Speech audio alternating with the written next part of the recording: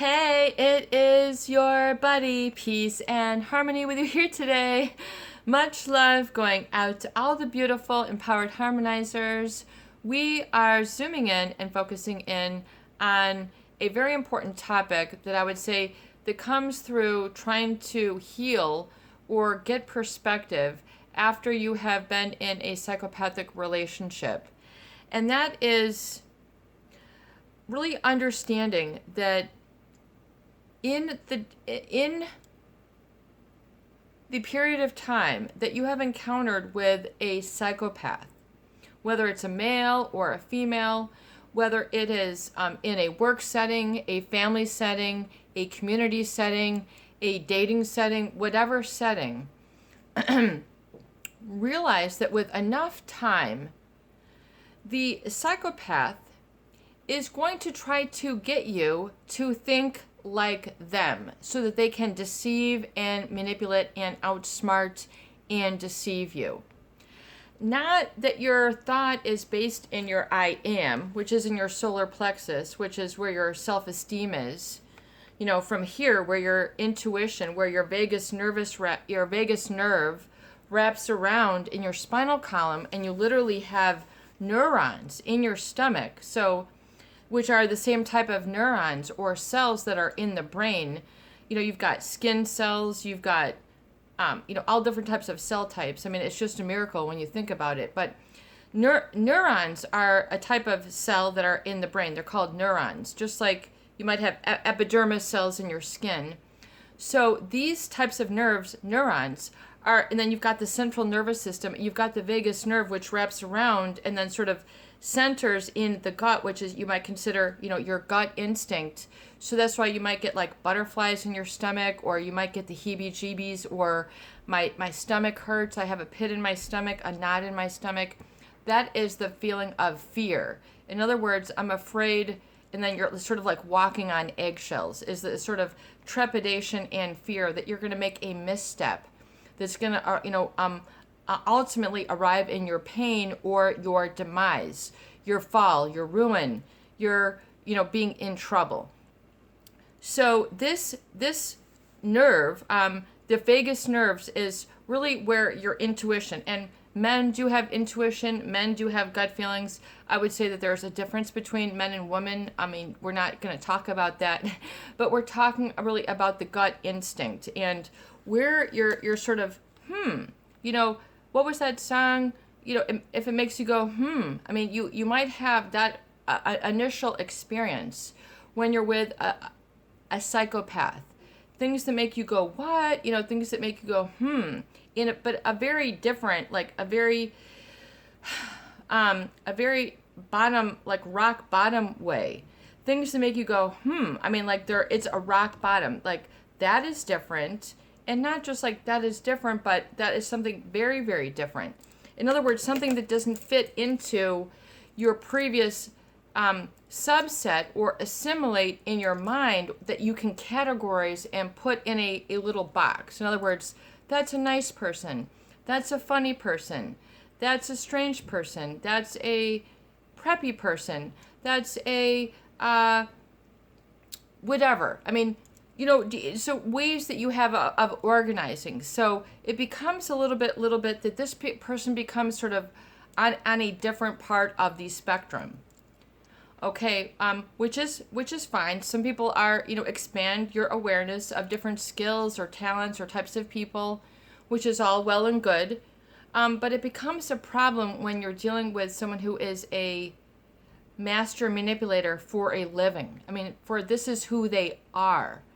I mean, this is who they are. This is not a choice. I would say it is a choice that they will use and apply these tactics and tools of deception.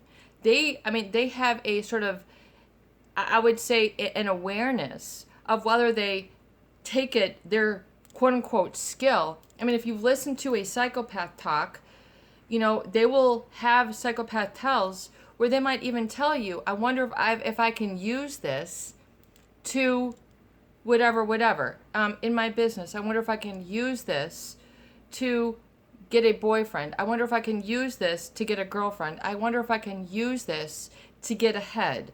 I wonder if I can use this to climb the ladder. I wonder if I can use this to, get money. I wonder if I can, use this to get friends, to create an entourage or a decoy to make it as if. So they literally create, it's like a walking circus, if you will.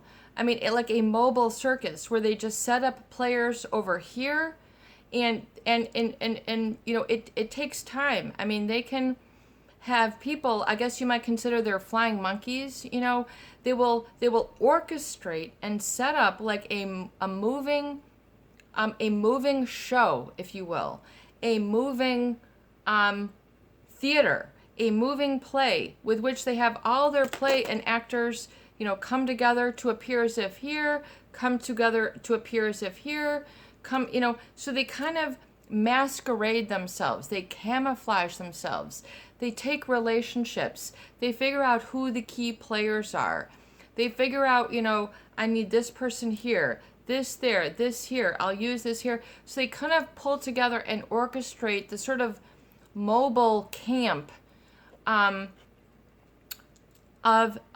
deception. And so, in other words, it tends to surround them wherever they go. And it causes people to think and wonder about them because something is off. So they cause people to think in a disordered way to try to make sense and assimilate. So if you've studied psychology like I have, you have to understand that there is a concept called assimilation, where you sort of assimilate new information into your previous understanding of it, as if. So, in other words, you put them into a compartment. This is a way that the mind will organize people and learn about people, and then help you to adapt and have social skills, people skills, emotional intelligence, things of this nature. So there is this assimilation. And then there is accommodation, which means then you accommodate for these types of people. Oh, this is a good person. This is what I do. Oh, this is a humble person. This is a religious person. This is a spiritual person. This is a business person. This is a politician. This is a teacher. Do you see? So you then assimilate and accommodate. So I know that this might be kind of advanced for people, but we need to sort of thread through these concepts to understand how the psychopath weaves their way through families, organizations, communities, whatever organization that they are finding themselves in, whatever structure, whether it's a corporation, a government, a religious organization, a grocery store, a law firm, a construction company. I mean, it doesn't, no matter what country, no matter what religion, no matter what skin color. Maybe you have long or short fingernails. Maybe you have flat feet or arched feet. It does not matter. I mean, it does not matter. So what I'm trying to explain is that these people will use these unscrupulous schemes, which then disrupt the regular thought patterns of those around them. And then they're able to mold and shape the perception according to how they want you to perceive and feel. So maybe it'll be a numbing out feeling. Numb out, don't worry about that. Or maybe it's a titillating feeling, which means it's going to create excitement. Or seduction is usually it's the hypersexualization or the hyper anger, because these are feelings that can really get into the physiology and the kinesthesiology of the individual. So we're talking more about the limbic brain. We're talking about involving the feeling brain, the reptilian brain within you, the subconscious. Okay, where you're not always in touch. It's like the depths of an ocean. You might reach your arm in, well, maybe you can reach down 2 or 3 feet and go, oh yeah, I can pick that up.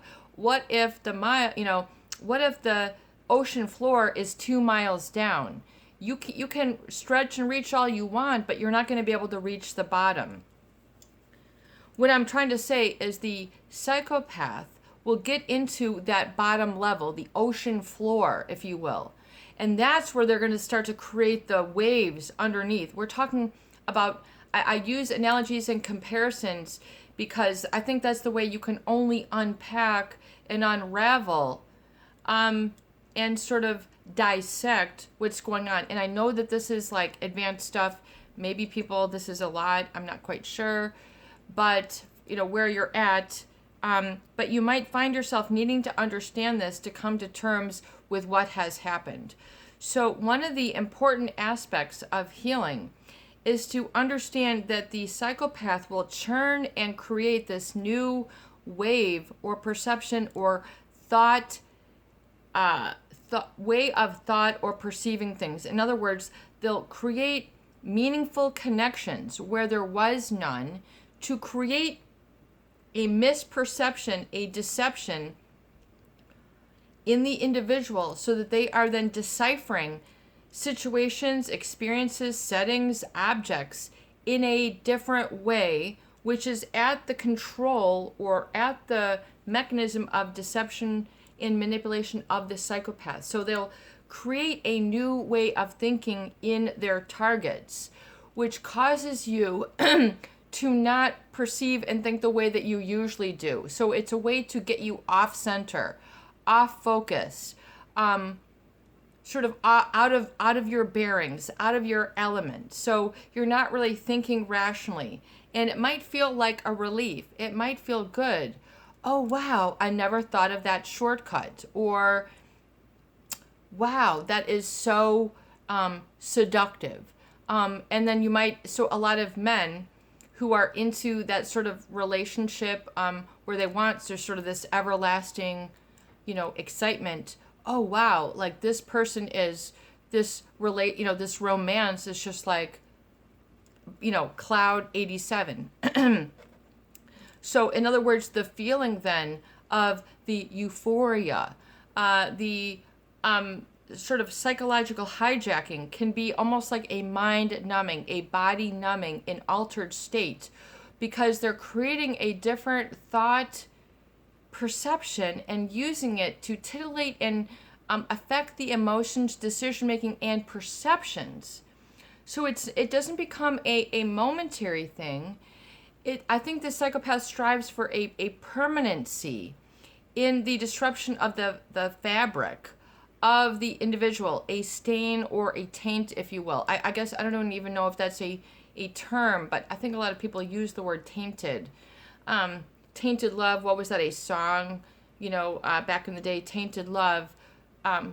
Okay, so anyway, so you've got this individual who is going to, I would say, pervert and distort the thoughts so that they will get you to think differently, and not just like, oh, let's think creatively, let's think outside of the box, but literally on a permanent basis. They'll get you to sort of connect these feelings and interpretations that causes you to flinch, flail, or give in, or sort of surrender, just sort of, wow, yeah, you don't realize, but people are then thinking, I would say, in a psychopathic way. They begin to sort of mirror or think according to the way a psychopath would think. And they take this I would think as I would think in the beginning as a welcome change. So it becomes, in the name of love, in the name of the relationship, in the name of fun, in the name of living the good life, this is awesome, whatever.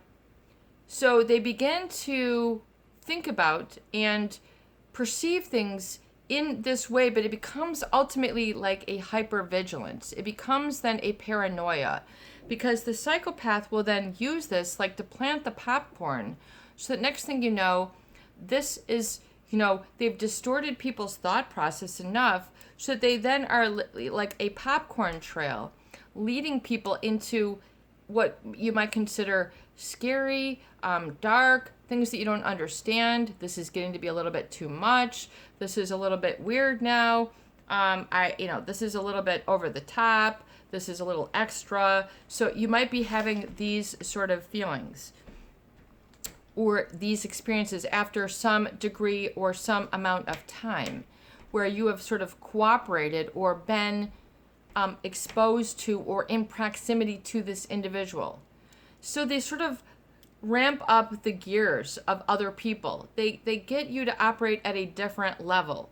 Once again, I think the new level can be welcomed as a change and not once again as a positive way of adding to your life that you are in control of, that you can take ownership of, i.e. I am, and it becomes a truth. We're talking about a thought which is based in untruth, unreality, and distortion and lying and mind games and altered perception that has no basis in reality. So we're talking about something different. We're talking about off the Richter, off the scales, off the charts. Meaning, the schemes, and it always sounds very weird, but they will use and sort of throw their focus and then this energy, and they're very aware of doing this, yes. And so when people, so they're very aware, it's very deliberate. They understand and they know, but they don't talk about the effect that they have on others unless it's someone who they really got hook, line, and sinker. And then they begin to think it's funny, or then they want to think it's funny to the other, and oh my God, like, you've sort of broken the barrier of what you're talking about. You're like, this is really odd, or you begin to have the conversation, or you're seeing through it. So the type of thought deception creates a way for the psychopath to get you at that sort of very bottom floor level where you can't reach. So that subconscious level. And so that you perceive things, and then you find your subconscious then getting your upper hand.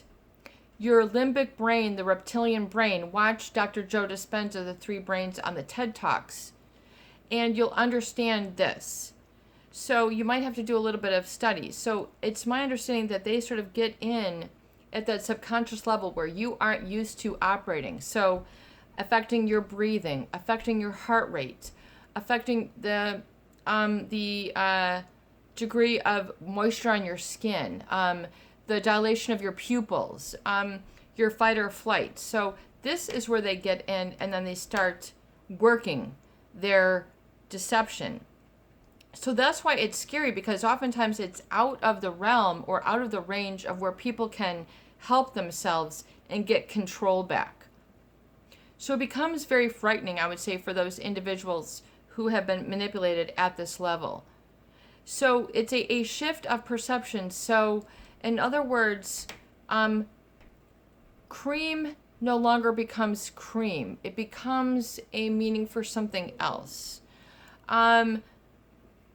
The shape of a car, or the shape of a, and some people might, think this has some positive, but for example, the shape of an S then becomes the shape of an instrument, which then becomes the shape of a woman's body, which then becomes something that they're holding in their hands, and then they're moving around, and then you feel that they're holding onto, do you understand? I will discuss this more in depth on another video, but it's a way to sort of, I would say it's a way to sort of change the energy in a room, change the perception. We're going to talk about that, but one of the main things I want to get across in this video is that one of the important aspects is that you stop thinking like the psychopath.